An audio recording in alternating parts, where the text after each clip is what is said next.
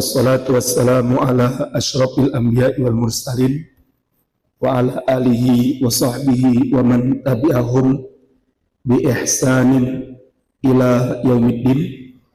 Asyhadu an la ilaha illallah wahdahu la syarikalah wa nashhadu anna Muhammadan abduhu wa rasuluh la nabiyya wa la rasulah ba'dah. Yaqulullahu tabaraka wa ta'ala ya ayyuhalladzina amanu taqullaha haqqa tuqatih wa la tamutunna illa wa antum muslimun. Wa qala Rasulullah sallallahu alaihi wasallam inna asdaqal hadis kitabullah wa inna afdalal hadi hadi Muhammadin sallallahu alaihi wasallam wa inna syarral umuri muhdatsatuha wa kullu muhdatsatin bid'ah wa kullu bid'atin dhalalah wa kullu dhalalatin finnar. Ikhwan fillah arsyadu wa rasulullah. Alhamdulillah pada malam hari ini kita kembali bersyukur kepada Allah Subhanahu wa taala bisa melaksanakan sholat maghrib berjamaah dan kemudian kita melanjutkan tema kajian kita dan kita masih membahas kitab Syakhsiyatul Muslim, ya, kepribadian seorang muslim sebagaimana yang telah diajarkan oleh Allah dan Rasulnya. Pada pertemuan yang lalu kita sudah membahas, ya, yang pertama, pribadi muslim terhadap Allah Subhanahu wa ta'ala, ya. Dan di antara karakter seorang muslim kepada Rabb-nya kita sudah bahas yang nomor satu adalah mukminun yaqidun, ya. Orang muslim itu adalah orang yang selalu terjaga, ya, orang yang selalu selamat dirinya dari sebuah kelalaian. Nah, ini penting, ya, karena apa? Karena seorang mukmin dia kalau sholat 5 waktu, kemudian membaca Al-Quran, kemudian kalau malam dia sholat tahajud, ya, kemudian kalau di waktu duha dia melaksanakan sholat duha misalnya, maka tidak akan mungkin seorang muslim itu kemudian dia lalai dari apa yang diperintahkan oleh Allah dan apa yang diharamkan oleh Allah Subhanahu wa ta'ala. Walaupun faktanya hari ini banyak di antara kita umat Islam yang terlalaikan, ya, oleh kehidupan dunia, yang mana kehidupan dunia ini memang kehidupan yang melalaikan. Oleh sebab itu, Bapak Ibu sekalian yang mudah-mudahan dimuliakan oleh Allah, maka kita sebagai seorang muslim kita tidak boleh lalai, ya. Karena apa? Karena kelalaian ini akan mendatangkan apa? Akan mendatangkan bisa jadi itu adalah azab dari Allah. Yang kedua, bisa jadi itu adalah peringatan dari Allah. Yang ketiga, bisa jadi itu adalah apa? Musibah, ya. Jadi kalau Allah sudah menurunkan azabnya, maka kata para ulama ada 3 kemungkinan, ya. Misalnya kita di Indonesia ini sudah banyak terjadi, ya. Misalnya gempa, ya. Gempa itu sudah hampir tiap hari ada informasi terjadinya gempa di Indonesia. Bahkan beberapa waktu yang lalu saya ketemu dengan salah seorang pejabat di kota Solo ini. Dia bekerja di dinas kesehatan. Dia cerita sama saya, beberapa waktu yang lalu itu ada pertemuan di Jawa Tengah itu berkaitan dengan adanya kemungkinan terjadi gempa yang sangat dahsyat terjadi di daerah Soloraya, ya. Jadi kalau ditunjukkan kepada saya itu ada pecahan ya, retakan lempeng bumi di bawah Solo itu, ya. Jadi kalau dari badan BMKG itu, Pak, di bawah Solo itu sampai Karanganyar sampai itu ada benang merah di bawahnya itu, ya. Ada garis merah. Sebenarnya ada peringatan, ya, ada peringatan. Saya bilang kenapa nggak diberitahu ke warga? Dia bilang ya takut aja Ustaz, nanti warganya panik, malam nggak bisa tidur. Akhirnya memang sengaja, Pak. Jadi memang sengaja tidak diberitahukan, ya. Kalau di bawah, jadi itu kan pecahannya kan mulai dari sana, ya, mulai dari Jogja, ya. Jadi dari mulai Jogja itu sudah ada pecahannya, itu ada retakan, ya. Masuk Klaten, Gunung Kidul, masuk Klaten, kemudian Solo. Nah, itu kalau nanti Allah takdirkan retakan lempengannya itu patah, ya. Wallahu a'lam bishawab. Ya. Wallahu a'lam bishawab. Dan orangnya bilang sama saya bilang, kenapa nggak diberitahu ke masyarakat, Pak? Saya bilang, ya ini kalau diberitahu Ustaz khawatir nanti warga akan panik, akan takut dan sebagainya, sehingga akhirnya sama pemerintah informasi ini disembunyikan. Jenengan mungkin nanti bisa baca juga mungkin di media sosial itu ada yang sudah ada berita seperti itu. Lah maka Bapak sekalian yang mudah-mudahan dimuliakan oleh Allah Subhanahu wa taala. Maka kalau suatu saat Allah turunkan, ya, kalau dulu misalnya di Aceh, ya, terjadi tsunami, ya, tahun 2004, ya. Saya beberapa bulan yang lalu ke Banda Aceh, ketemu dengan guru saya yang dulu mengajar saya waktu SMP, ya. Berarti saya sudah nggak ketemu itu lebih dari 30 tahun, ya. Jadi ketika kemarin saya penelitian doktor saya di Banda Aceh, saya diberitahu oleh seorang teman, Ustadz Azhar, ada guru kita yang tinggal di Banda Aceh, ya. Akhirnya saya kontak dan alhamdulillah ketemu, dan beliau cerita dia bagaimana peristiwa terjadinya tsunami, ya. Jadi kata beliau itu pagi hari itu sudah kan air, pertama kan banjir dulu, itu terjadi banjir dulu, ya.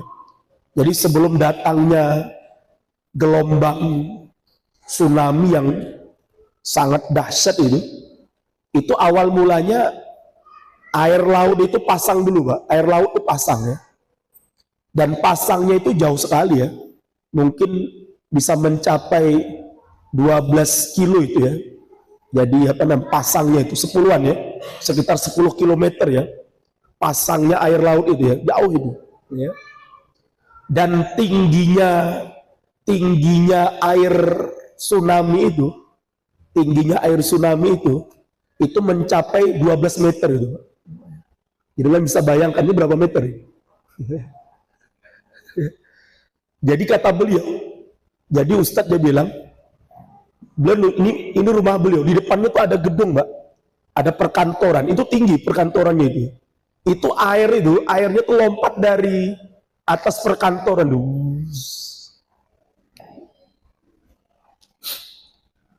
Dan akhirnya beliau pegang tangan anaknya satu, pegang tangan istrinya pegang anaknya yang satu, dan akhirnya dihantam oleh gelombang tsunami yang sangat dahsyat itu.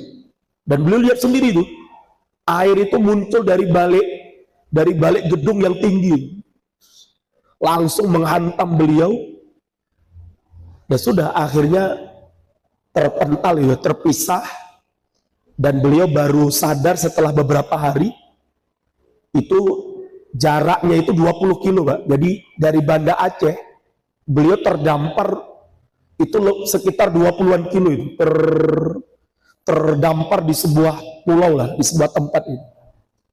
Ya sudah, istrinya hilang, 2 orang anaknya sampai hari ini tidak ketemu ya. Ternyata kakaknya, keponakan-keponakannya itu juga sampai hari ini tidak ditemukan ya. Dan korban jiwa itu mencapai 300, diperkirakan 350.000 jiwa. Belum lagi dulu gempa di Yogyakarta dan masih banyak lagi tanah longsor, ya, gempa di Cianjur, banjir bandang dan sebagainya. Maka itu semua kita lihat dalam Al-Quran ya. Coba kita lihat dalam surat Al-A'raf ya. Allah Subhanahu wa Ta'ala mengingatkan kepada kita dalam surat Al-A'raf ayat yang ke-25. Apa kata Allah? Wattaqu fitnatan la tusibannal ladina zalamu minkum khassah, kata Allah. Wa'lamu annallaha syadidul iqab. Kata Allah apa? Takutlah kalian, kata Allah, takutlah kalian atas satu fitnah, atas fitnah yang Allah akan timpakan kepada kalian, yang mana fitnah itu kata Allah apa? Tidak hanya menimpa orang-orang yang zalim saja di antara kalian, ya. Dan Allah mengatakan wa'lamu, maka ketahuilah sesungguhnya Allah maha kejam iqabnya, Allah maha kejam siksaannya. Allah ingatkan ini ya. Makanya pas kalian, kita sebagai seorang muslim, Mbak, bukan hanya sekedar kita harus hanya sadar sendiri, tidak, tapi juga kita harus apa? Menyadarkan umat Islam yang hari ini sudah tidak sadar ya. Atau setengah apa? Atau setengah sadar ya. Sekarang sudah banyak umat Islam yang tidak lagi sadar itu. Mereka terjerumus ke dalam perbuatan zina. Mereka bergelimang dengan kehidupan maksiat, khomer, judi ya. Kemarin coba kita lihat ya, Menkominfo itu yang namanya Budi Ari ya. Yang kemarin sebelumnya dia adalah ketua Pro Jokowi ya. Yang kemudian beberapa waktu yang lalu dia diangkat oleh Jokowi sebagai Menkominfo ya. Yang kemarin ketika dia ketemu sama Jokowi, dia sujud di depan Jokowi ya. Jadi Jokowi itu udah berhala ya. Jadi sekelas Menteri Budi Ari ini ketemu Jokowi, sujud di depan Jokowi. Itu kalau Jokowinya ridho, Jokowi itu ridho, dia ada orang yang sujud di depan dia dan dia ridho dengan perbuatan itu. Bahkan mungkin bangga ya, aku satu-satunya presiden yang disujuti misalnya. Itu kafir itu ya, murtad itu, orang sudah keluar dari Islam ya. Kalau Budi Arinya ya memang Budi Arinya kafir kan itu kan. Budi Ari itu kan Katolik ya. Yang kemarin pimpinan tertinggi mereka baru datang ke Indonesia, namanya Paus Fransiskus ya. Saya tidak tahu kedatangan Paus Fransiskus ini apakah ada hidden agenda tersembunyi. Yang pasti kita di Solo Raya ini, Pak, hati-hati ya. Jenengan nanti kalau ke selatan, ke utara, daerah Mojo, itu orang Kristen sedang membangun duplikat Yerusalem ya. Seluas tanah 20 hektar ya. Mungkin kita yang di selatan ini tenang-tenang aja ya, kita teriak-teriak Palestina sebagainya. Di utara sana, di Mojosongo, orang Kristen itu sudah membebaskan tanah 20 hektar dan mereka akan membangun duplikat Yerusalem. Jadi miniaturnya Yerusalem.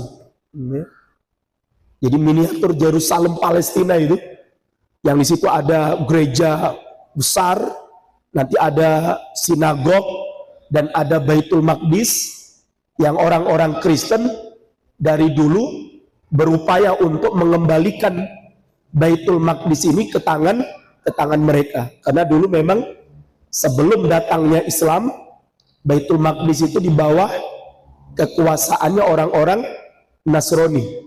Namun waktu itu orang-orang Kristen, orang-orang Romawi tidak pernah mengurusi Masjidil Aqsa ini atau Baitul Maqdis ini. Maka ketika sahabat Umar berhasil menaklukkan Baitul Maqdis pada masa pemerintahannya, itu wujud Masjidil Aqsa itu nggak ada, Pak.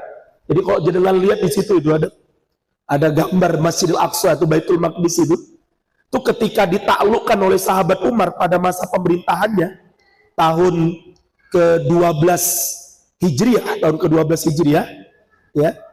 Tahun berapa? Tahun ke-20 12 berarti sekitar tahun 20-an Hijriah. Itu Baitul Maqdis itu nggak ada, Pak. Bentuknya tuh nggak ada. Dulu orang-orang Romawi ketika berkuasa di atas tanah Palestina, Baitul Maqdis itu sebagai tempat pembuangan sampah. Baca sejarahnya itu. Jadi waktu itu Baitul Maqdis sudah ditutupi dengan sampah. Jadi ketika sahabat Umar menerima kunci Palestina dari uskup Kristen Katolik Romawi pada waktu itu, sahabat Umar tuh bingung. Lagi Masjid Al-Aqsa-nya di Baitul Maqdisnya nggak ada. Karena apa? Karena sudah ditutupi oleh mereka dengan apa? Dengan sampah-sampah itu. Maka sahabat Umar kemudian menyewa seorang pakar, pakar tanah, yang mungkin pakar istilahnya pencari jejak itu, ya. Kemudian disuruh oleh Umar untuk mencari tepatnya lokasi Baitul Maqdis itu di mana. Ya. Setelah orang ini kemudian menyelusurinya, kemudian diukur, dan kemudian akhirnya barulah Umar membersihkan seluruh sampah-sampah yang ada di atas Baitul Maqdis itu, yang luasnya, jadi lo bisa lihat di situ kan, luasnya sekitar berapa itu? 149 berapa itu? Kilometer, berapa kilometer persegi. Jadi pas kalian mudah-mudahan dimuliakan oleh Allah, maka waktu itu kemudian kembalilah Baitul Maqdis ini ke tangan umat Islam. Namun nanti Baitul Maqdis ini kembali lagi diambil oleh orang-orang Kristen ketika perang salib pertama. Ya, masih ingat ya, perang salib pertama sekitar tahun 1090-an Masehi, ya. Ada 70.000 umat Islam dibantai di area Masjidil Aqsa. Di area Masjidil Aqsa ini ada 70.000 umat Islam dibantai oleh orang-orang salibis. Sampai dalam riwayat disebutkan apa? Saking banyaknya darah umat Islam yang dibantai dan dibunuh di dalam Baitul Maqdis itu, sampai darahnya umat Islam itu apa? Setinggi lutut kuda. Itu bisa bayangkan itu berapa banyak darah umat Islam yang tertumpah di dalam Baitul Maqdis. Baru kemudian 100 tahun berikutnya, dengan izin Allah, Salahuddin Al-Ayyubi berhasil merebut kembali Baitul Maqdis dari tangan orang-orang salibis. Akhirnya kembalilah Palestina, kembalilah Baitul Maqdis, kembalilah Masjidil Aqsa ke tangan umat Islam sampai era pemerintahan Turki Utsmani sekitar tahun 1917, ya, ketika umat Islam kalah dalam Perang Dunia Kedua, karena waktu itu umat Islam bersama Jerman, ya, pemerintahan Turki Utsmani waktu itu berada di blok di blok timur ya bersama Jerman, akhirnya kalah menghadapi blok barat yang dipimpin oleh Prancis sama Inggris dalam Perang Dunia Kedua. Berapa juta orang yang dibunuh pada Perang Dunia Kedua? Diperkirakan ada 60 juta orang dibunuh dalam Perang Dunia Kedua. Akhirnya mau tidak mau umat Islam karena kalah dalam Perang Dunia Kedua, karena waktu itu umat Islam Turki Utsmani berkolaborasi dengan Jerman, karena waktu itu kan Jerman ini kan musuh abadinya Barat ya, musuh abadinya Eropa, karena Jerman waktu itu kan pernah dipimpin oleh Hitler ya, oleh yang dia banyak membantai orang-orang Yahudi ya. Lah makanya nanti orang-orang Yahudi balas dendam betul tuh kepada Jerman ya kan. Lah waktu itu umat Islam gabungnya sama Jerman, kalah dalam Perang Dunia Kedua. Maka akhirnya mau tidak mau umat Islam menandatangani perjanjian namanya Sykes-Picot, nah ya, yang mana negeri Syam ini yang ada 4 negara di dalamnya, ada Lebanon, ada Jordan, ada Palestina, dan ada Suriah, wajib diserahkan kepada Inggris dan Perancis. Maka akhirnya Palestina dan Jordan itu jatuh ke tangan Inggris, sedangkan Lebanon dan Suriah itu jatuh ke tangan Perancis. Jadi ibarat kue itu dipotong dua lah ya. Palestina dan Jordan itu kuenya milik Inggris ya. Lebanon sama Suriah jatuh ke tangan orang-orang Perancis kuenya. Maka nanti kalau jenengan ke Palestina atau ke Lebanon, ke Jordan, nggak usah kaget, mereka orang Arab tapi pinter bahasa Inggris, karena memang dulu setelah Perang Dunia Kedua Jordan sama Palestina itu dijajah oleh pemerintah Inggris ya. Sedangkan kalau nanti jenengan ke Suriah dan ke Lebanon, jangan kaget, orang-orang Suriah itu Pak, orang-orang Suriah ini asli orang Arab ya, orang Arab asli, tapi rambutnya pirang-pirang itu kayak orang bule ya, kayak orang Eropa ya. Kenapa bisa demikian? Karena dulu Suriah dan Lebanon dijajah oleh Perancis, makanya mereka juga pinter bahasa Perancis ya. Yang nggak pinter tuh kan Indonesia, saya nggak tahu tuh ya, yang bodoh Belandanya atau rakyatnya. Wah itu kan ya, kita sekian puluh tahun ya, sekian ratus tahun dijajah oleh Belanda tapi nggak bisa bahasa Belanda. Itu kira-kira yang pinter Belanda, yang bodoh Belandanya atau yang pinter kitanya kira-kira? Jenengan kalau ke Malaysia ya, jenengan kalau ke Malaysia dijajah, Malaysia itu bekas jajahan apa? Inggris. Pinter bahasa Inggris mereka Pak. Upin Ipin itu pinter bahasa Inggris itu ya. Anak-anak kecil di Malaysia itu Pak, itu bahasa Inggrisnya ya sudah lanyah, sudah menjadi bahasa mereka. Jenengan ke Brunei Darussalam, bekas jajahan Inggris, yo pinter bahasa Inggris. Jenengan ke Singapura, dulu bekas jajahan Inggris, yo pinter bahasa Inggris. Saya kemarin ke Kamboja, ya, saya ke Kamboja, dulu bekas jajahan Inggris, yo pinter bahasa Inggris orang sana. Yang nggak pinter tuh orang Indonesia kok Pak. Bukan nggak pinter ya, saking pinternya malahan ya. Begah bahasa Londo itu kegagalan Belanda Pak. Jadi Belanda itu gagal menjajah Indonesia ya. Buktinya apa? Sekian ratus tahun ya, kalau lah dulu pakai bahasa ahli sejarah ya, yang mengatakan Indonesia dijajah oleh Belanda berapa tahun? 350 tahun. Walaupun ini sebenarnya sejarah yang dihiperbolakan ya. Jadi terlalu dibesar-besarkan. Jadi nggak benar, Pak. Jadi tidak benar kalau Indonesia pernah dijajah oleh Belanda 350 tahun, itu nggak benar. Ya. Contohnya mana? Aceh ya. Aceh itu pernah dijajah oleh Belanda cuma 30 tahun aja, Pak. Sumatera Barat itu juga sekitar 30-an tahun. Paling lama itu kan penjajahan Belanda itu kan di Jawa. Saya nggak tahu berapa ratus tahun lah, tapi nggak sampai 350 tahun. Nah ini penting juga ini ya, kepada bapak-bapak dan ibu-ibu yang jadi guru sejarah. Itu banyak di Indonesia, Pak.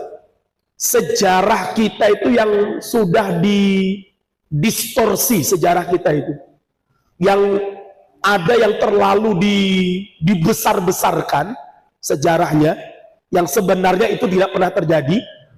Atau sejarah itu dipersempit ya. Jadi banyaklah sejarah kita di Indonesia ini yang sudah tidak lagi orisinil, ya.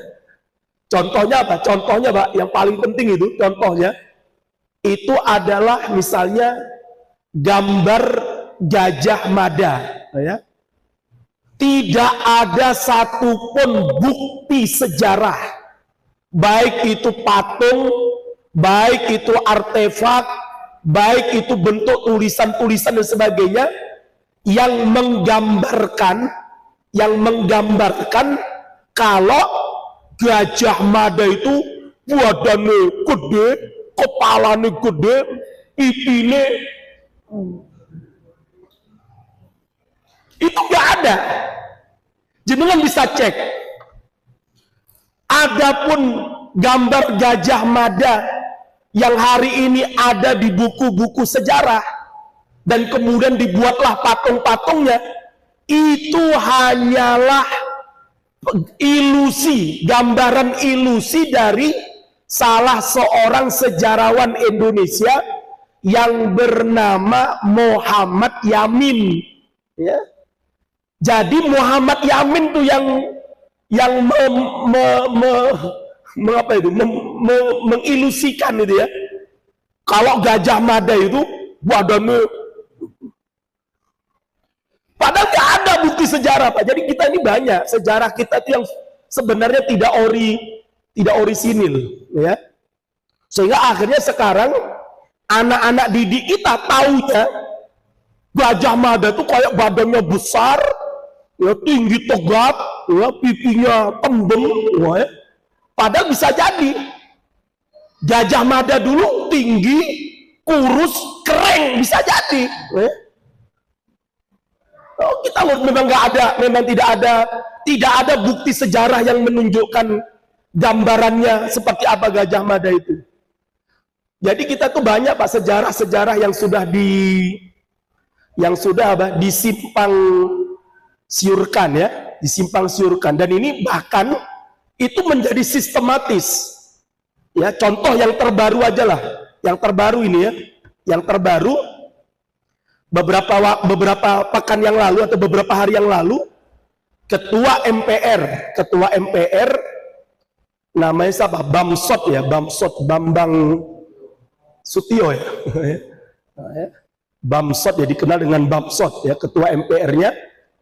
Dengan Bamsot ya mungkin ya, dia dengan surat pimpinan MPR ya, Supim berarti ya, Surpim, ya, surat pimpinan MPR, dia mencabut TAPS MPRS nomor 33 tahun 1967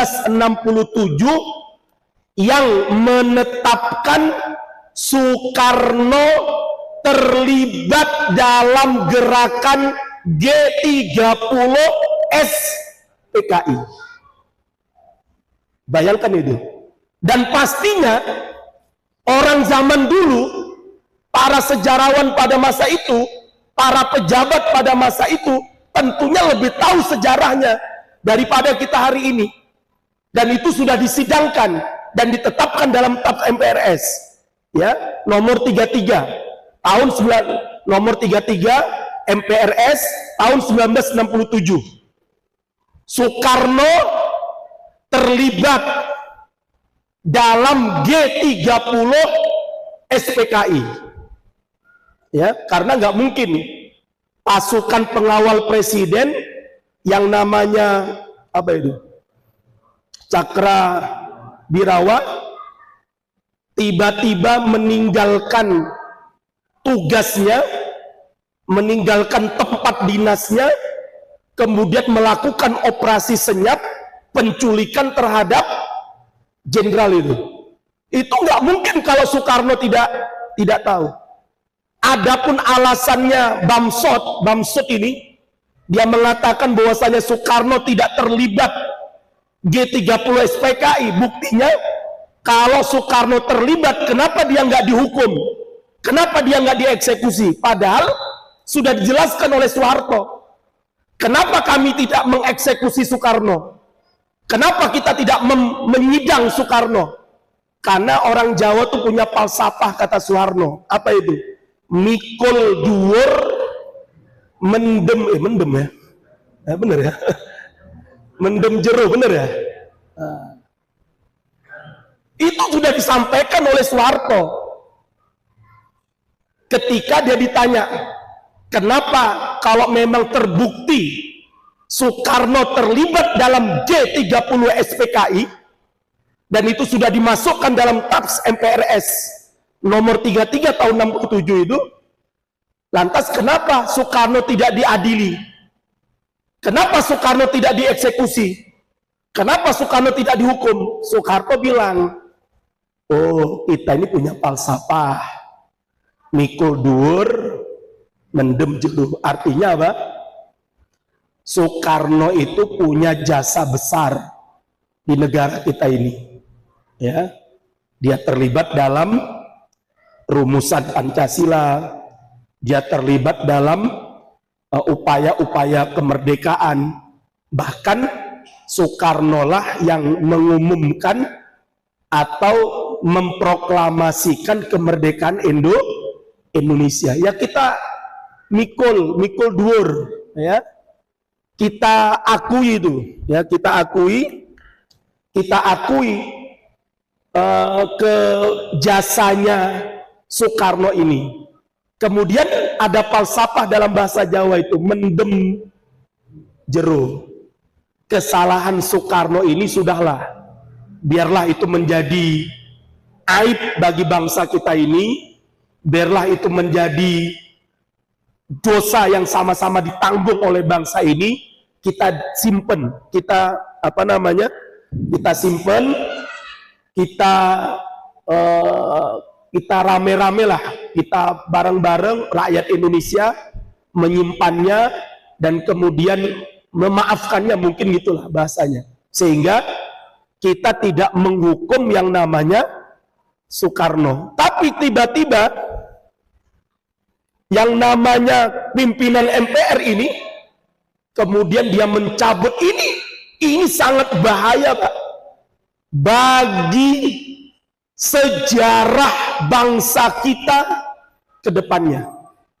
Apalagi kalau dalam aturan MPR, Pak, seharusnya untuk mencabut atau menghapus satu pasal atau satu undang-undang atau satu ketetapan di MPR, itu nggak cukup hanya dengan surat pimpinan MPR.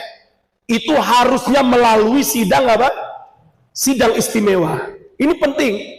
Makanya kemarin langsung anaknya Ahmad Yani, namanya Amelia, Amelia Ahmad Yani, nanti jenengan bisa dengarkan nanti di YouTube tuh ada. Langsung kemarin diwawancarai anaknya mantan Jenderal Ahmad Yani, namanya Amelia Ahmad Yani yang masih hidup, alhamdulillah, ya. Nah, beliau menyimpan buku catatan bapaknya yang langsung ditulis oleh tangan Jenderal Ahmad Yani.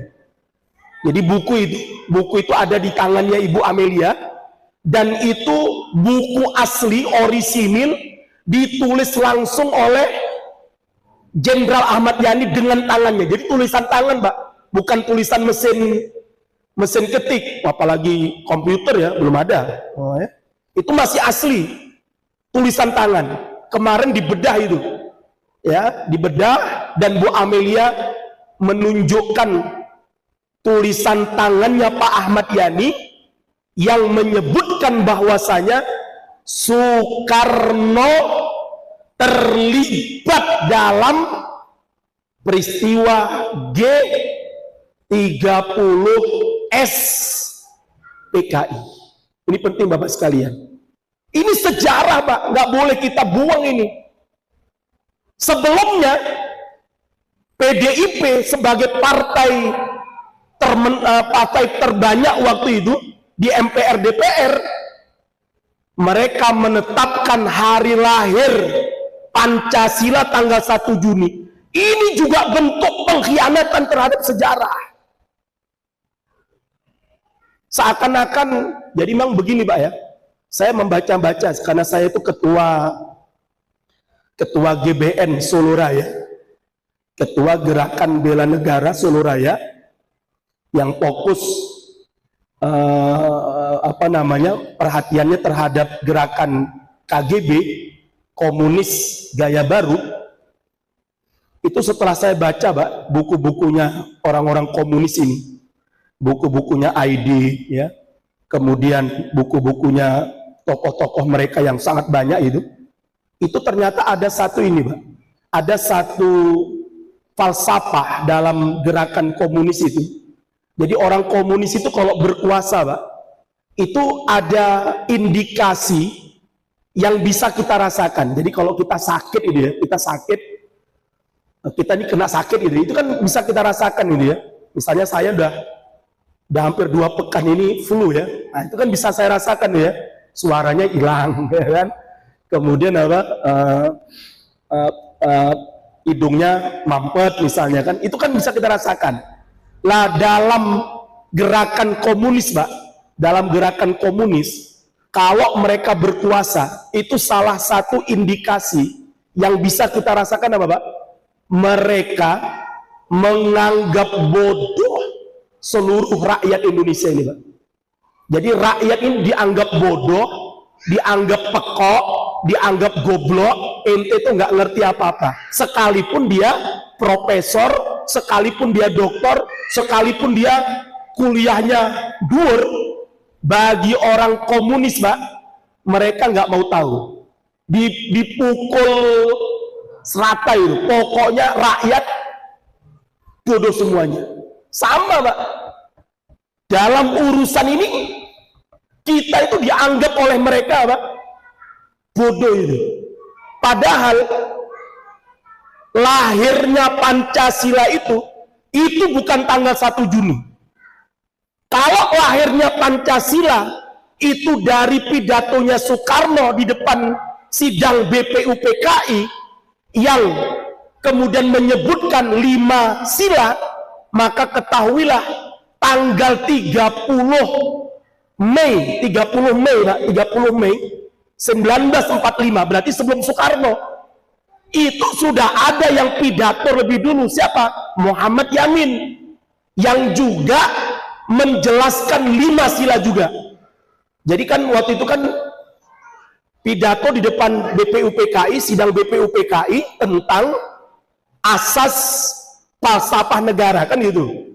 Maka tanggal 30 Mei itu yang pertama kali pidato siapa? Muhammad Yamin. Dia pidato, dia menjelaskan ada 5 sila itu. Yang pertama dia taruh internasionalisasi, yang kedua kemanusiaan, yang ketiga ketuhanan, yang keempat demokrasi, baru yang kelima justice. Itu pidatonya Muhammad Yamin. Baru tanggal 1 Juni Soekarno pidato juga mengenalkan 5 sila. Tapi silanya Soekarno ini parah Pak. Dia menempatkan ketuhanan itu nomor berapa?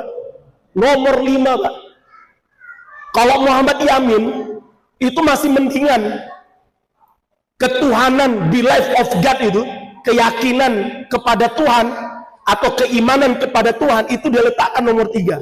Itu Muhammad Yamin masih masih ya warasnya ya sedang. Tapi Soekarno, Pak, menurut banyak ahli, kenapa dia meletakkan ketuhanan itu nomor 5? Ini terpengaruh bisikan orang-orang PKI. Yang waktu itu Soekarno sangat dekat dengan yang namanya DNID. Maka pidatonya Muhammad Yamin maupun pidatonya Soekarno itu tidak diterima oleh sidang BPU PKI, sehingga akhirnya tanggal 2 Juni ditetapkanlah 9 orang untuk bekerja merumuskan dasar negara itu, yang kemudian 9 orang ini sering disebut dengan tim 9. Ada Soekarno, ada Hatta, ada siapa lagi tuh? Kalau dari Kristen ada AA Maramis, satu orang yang Kristen ya. Kemudian ada Muhammad Yamin. Kemudian kalau dari tokoh umat Islam itu ada Kiai Haji Abdul Wahid Hasim. Kemudian ada Kiai Haji Kahar Mudakir, itu dari Muhammadiyah. Jadi kalau dari Muhammadiyah namanya Kiai Haji Kahar Mudakir. Kalau dari NU Kiai Haji Abdul Wahid Hashim. Kemudian kalau dari SI Syarikat Islam itu namanya Kiai Haji Agus Salim. Pokoknya ada 9 orang yang bekerja tim perumus Pancasila ini. Sampailah tanggal 22 yang disebut tanggal 22 Juni 1945 lahirlah apa yang disebut dengan Piagam Jakarta. Yang mana Piagam Jakarta ini berbunyi, Indonesia itu adalah negara yang bentuknya republik yang berdasarkan kepada 1. Ketuhanan dan kewajiban menjalankan syariat Islam bagi pemeluk-pemeluknya. 2. Kemanusiaan yang adil dan beradab. 3. Ketiga, persatuan Indonesia. 4. Kerakyatan yang dipimpin oleh hikmat, kebijaksanaan, persatuan. 5. Keadilan sosial bagi seluruh rakyat Indonesia. Yang kemudian itu dibacakan ketika proklamasi kemerdekaan Indonesia. Namun setelah dibacakannya Piagam Jakarta pada proklamasi 17 Agustus 1945, informasinya ada tekanan dari Indonesia Timur yang menginginkan 7 kata dalam Piagam Jakarta dibuang. Kalau enggak, Indonesia Timur akan berpisah dari Indonesia. Akhirnya 18 Agustus berubahlah Piagam Jakarta yang awalnya ada kewajiban menjalankan syariat Islam bagi pemeluknya. 18 Agustus akhirnya Pancasila itu berubah sebagaimana yang kita baca hari ini. 1. Ketuhanan yang Maha Esa. 2. Ya, jadi tambahan yang Maha Esa itu, Pak, tambahan yang Maha Esa itu adalah usulan dari tokoh Muhammadiyah namanya Ki Bagus Hadi Kusumo. Beliau adalah tokoh Islam terakhir yang merestui hilangnya kata-kata kewajiban untuk menjalankan syariat Islam bagi pemeluknya. Kata Ki Bagus, oke, 7 kata itu hilang, bukan apa-apa, tapi apa? Tambahkan setelah ketuhanan kalimat apa?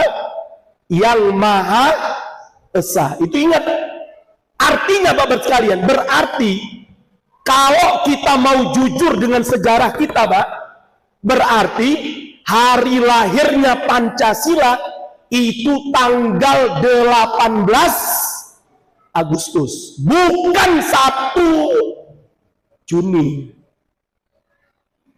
Jadi sejarah kita sudah dirubah, Pak. Dan kita umat Islam banyak yang tidak sadar. Dan sekarang anak-anak kita tahunya apa? Lahirnya Pancasila 1 Juni. Yang ketuhanannya ditaruh nomor 5. Makanya jangan kaget kalau kepala BPIP melecehkan jilbab itu. Karena Pancasila yang dipakai itu Pancasila 1 Juni. Maka jangan kaget kepala BPIP itu Pak Yudian Wahyudi itu mengatakan musuh terbesar Pancasila adalah agama.